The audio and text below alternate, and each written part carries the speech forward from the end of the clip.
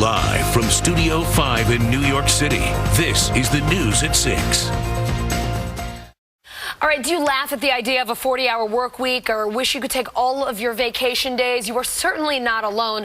The latest statistics show nearly 40% of Americans work 50 hours a week or more. So why on earth are we working so much? All right, great stuff, Jessica. Dr. Mike Woodward, psychologist, executive coach, and author of the U Plan, joins me now. What is going on with everyone? The people in that story, some of them saying they're working at least 80 hours a week. What are we doing? We are, without a doubt, one of the hardest working, most productive countries in the world. The average American works about 47 hours a week, but as you mentioned in the opening, nearly a third of us work more than 50 hours a week. And you know what? The problem is, are we just doing a lot of activity, or are we actually getting stuff done? Are we actually getting stuff done? What's going on at work? That is the challenge. So here's the thing. Look, we're in the digital global world. These have extended our work lives significantly every single day. Some of us have two of them. And multiple ones and can't keep them straight. And then we try to multitask on them. But here's the thing. If you don't have the conversations with your family, with your bosses about how do you manage this? Because you're not going to turn it off completely. Right. But how do you blend it into your life, blend work and life together, as opposed to this age-old idea of balance, which just doesn't work anymore?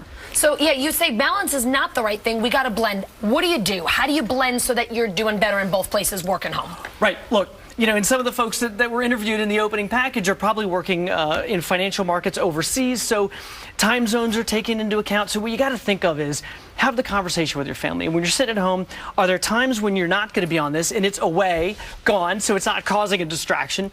But then there are times maybe late at night when your kids are in bed or your wife is in bed, like for me, where you're back on and working again. So how do you blend it in, but make sure that it's in a healthy way, not a constantly connected, distracted way? Now, we have to hit one last point. Yep. You talk about multitasking. We all say that we do it because we think it sounds good, but you're saying it's a bad way to go. There is so much science that multitasking is a myth. Okay. And the fact is, for the most part, multitasking will extend the length of time it takes to get things done. Okay. It'll cause more accidents, and it'll make you less productive and decrease the quality of your output. So for the most part, it is a total myth.